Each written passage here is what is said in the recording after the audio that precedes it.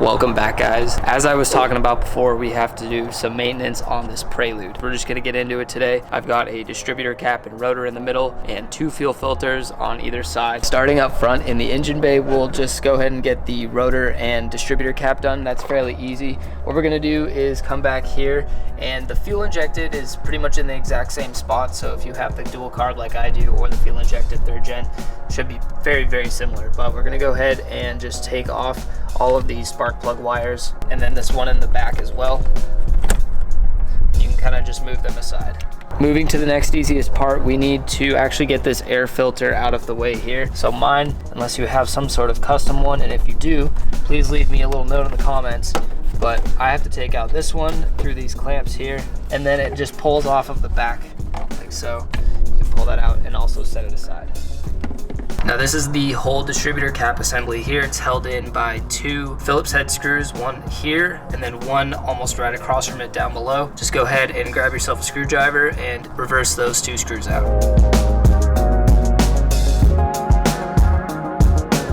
Now with those 2 screws removed, this whole assembly should just slide off like that. I noticed this actually last time I took it off, guys, but I've got quite a bunch of buildup of looks to be oil on the distributor on the bottom there. Another thing I noticed is there's a hole, and it might be more visible right there, but there's a hole in this one where Dave was saying that his didn't have a hole. The new one that I bought doesn't have a hole. So I'm really kind of wondering and perplexed on what that was for. But if we look inside, a lot of the posts are shaved down quite a bit. I did clean them up with sandpaper, which I think has allowed it to run a little bit better, but getting a new distributor cap on here is gonna be probably a world of a difference for these posts. Next we have the rotor here. That can just be pulled out. It slides off and it's held in by a little tab here. I picked up all these parts off Rock Auto. In this case, I got brand WVE, and I'll go ahead and flash the model number up there so you guys can pause it if you need to. But we can go ahead and open this up, take out the new distributor cap and rotor. And if you look inside, you can see that the posts are brand new and have a nice 90-degree bend to the terminal. So they definitely are gonna run a lot better. I'll go ahead and first put the new rotor on, and then we'll put the distributor cap back on. The rotor should only fit on in one direction, so just kind of play with it until you get it lined up and back in its position. It should just push firmly right into place, and you shouldn't be able to really spin it. That is fully installed. We can grab the distributor cap, line up these screws again. Remember, these 4 posts are pointing directly up, so the distributor cap should line up there, which it doesn't, so they sent me the wrong one. So this is turning out great. That is crazy. Yeah, Rock Auto! Dude. All right, guys, well, I'll go ahead and get a new distributor cap ordered, and I will pick up this video right here. What is up, guys? I am picking up this video finally. It has been honestly just way too long. It's been such a long time, and I've had the part for probably a couple weeks, and I've just been slacking, so we're picking things up today. I was finally able to pick up a new distributor cap that actually fits this car. The one I had before was for the SI model, so now we've got the carbureted version in here, and I will actually just open both of these up and show you the difference in case it wasn't clear before. So let's go ahead and just pop both these open. Let's do it off camera. Here we are. So now we've got them side by side, and they really do look almost identical. The only difference between them is you can tell that the mounting holes are placed in different areas. So this one is directly in between this one and this post, and over here it's actually in between the 3rd and 4th post, and then it's opposite on this side here, and this one is right down at the bottom. So the issue before was the mounting holes weren't lining up. Everything else is basically the same, so just gotta get the right one, I guess. I wasn't paying attention. And I'm trying to figure out what I want to do with this other distributor cap for an SI 3rd gen Prelude. So if any of you guys are in need of one or wanting to replace yours, hit me up. We can get that all sorted out for the low price, and we'll just get it shipped out to you. But actually, I'm excited to finally get the new one installed here and just get it finally in the Prelude. It's such an easy thing. So let's go ahead and pop the hood, get this whole thing finished. Prelude, let's get you all fixed up. Bada bing, bada boom. Ooh, that sounded frozen shut. It has been quite chilly. As you can tell, we have snow. All right, I can't do this with one hand, so I'm gonna do it with my dome. I can't get it loose. Here we go. In the hole, set her down. Gucci Mane. So kind of picking things back up where we left off in this this here Prelude. I'm gonna go ahead and basically disconnect all of these again, disconnect this one here.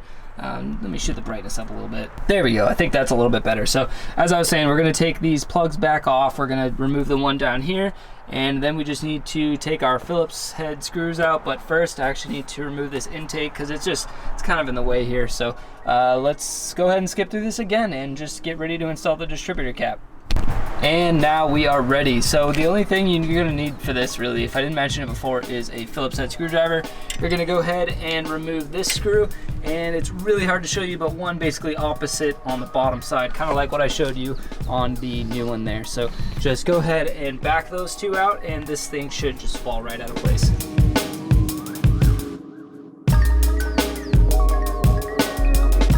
Now with the two screws here loose, you should just be able to actually pull this up. I guess I didn't screw it out all the way. Oh, it's so old and crusty, such a crusty screw. I'm gonna need to use the screwdriver and just back that out a couple more turns. Trying to do this left-handed, not easy. I think that's good, there we go. So now we should be able to just basically pull. Are you serious? All right, I guess I gotta back the bottom one out more too. Something kind of like that, I believe. Now we should be able to just back this off and it falls out of place like that. We can go ahead and set this aside. I forget if I showed you guys this before, but if you can tell, there's a little hole right here, and I really don't know why there's a hole in it. I feel like it's not good, but it does look like it's a factory hole. So we're gonna go ahead and swap this out today, as well as the rotor that is on here, which you can essentially just pull right off with some muscle, lots of muscle. Okay, there we go. And now we have the old rotor off. Now I'm just gonna take the new rotor that came with the distributor cap, and we're gonna put that back on so it really only goes on one direction. Just kind of fumble it around there, and it should slide right onto place, and it shouldn't really move at all. It just should stick right where it was at before. And then we can go ahead and old one, new one, grab our new distributor cap here.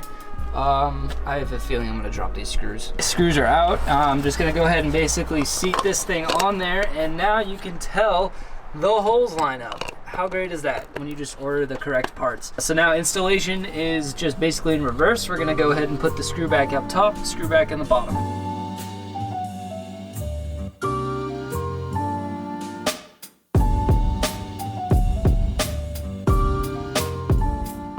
And just like that, the new distributor cap and rotor is fully installed. Got these tightened down pretty good.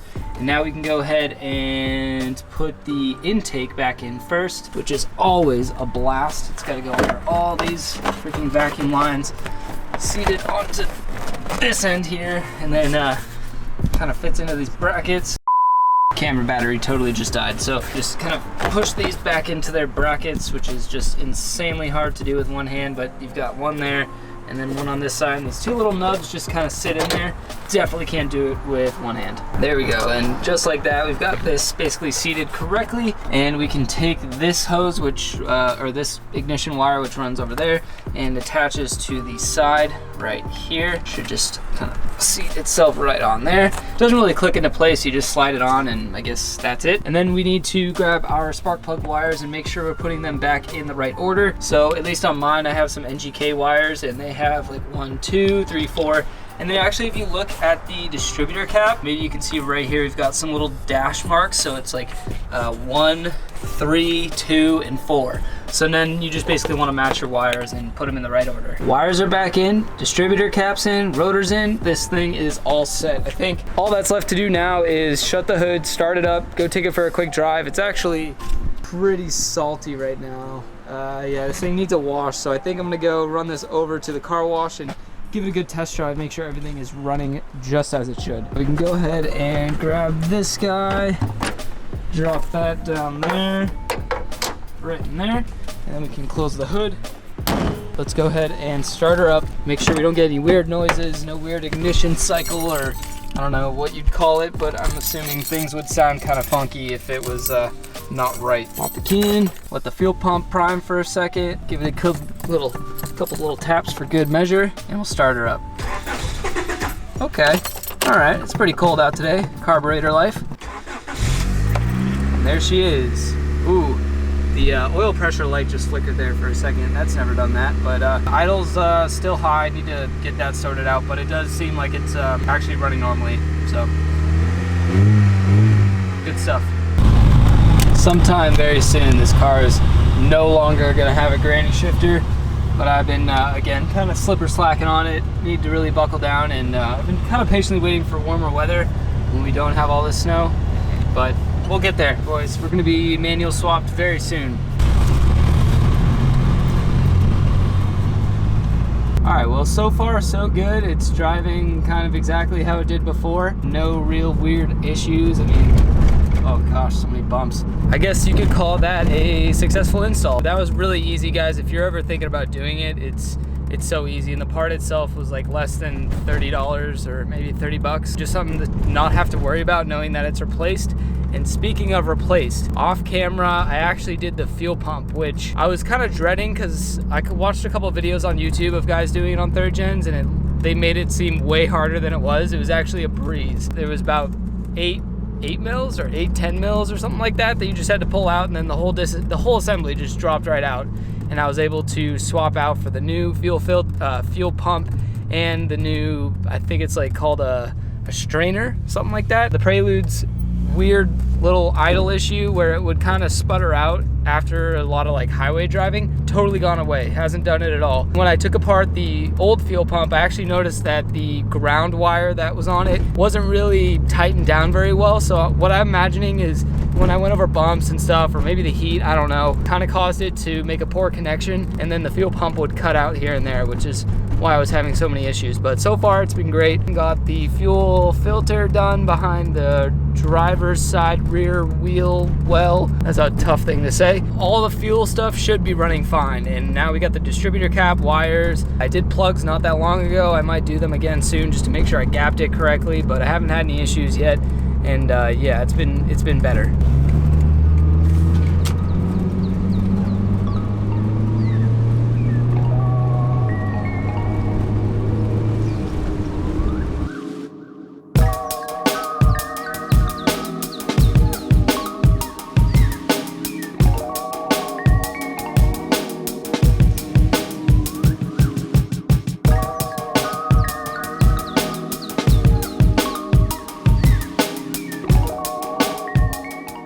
So cold outside. I'm not built for New England, man. I'm telling you guys, it's way too cold out. So I'm gonna go home, get this thing in the garage, get it nice and safe from this freezing cold. I'll see you guys when we get back. Prelude is home. Didn't quite make it into the garage. At least it's nice and dry, nice and clean. Looking good. Don't mind my wheel gap right now. I lifted it up when I came back from Tennessee just to avoid scraping a whole bunch.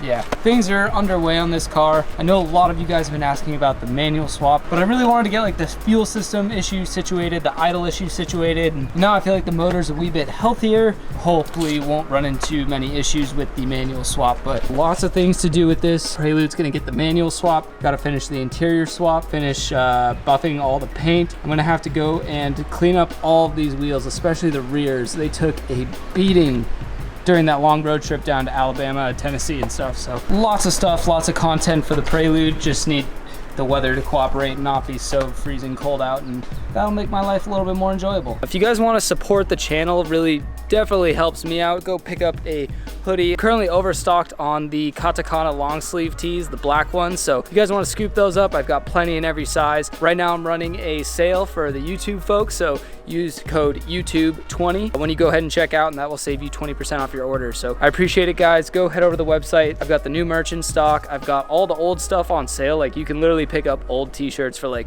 $12, especially with the coupon. So really no reason not to. Support your boy. Support the channel. I appreciate it. Car parts aren't free. YouTube doesn't pay well. I really, really do appreciate it. I'm gonna go ahead and sign off. Thank you so much for watching. Don't forget to hit that like button, comment down below, subscribe, all that good stuff. Keep elevating. I'll see you next time, and peace out.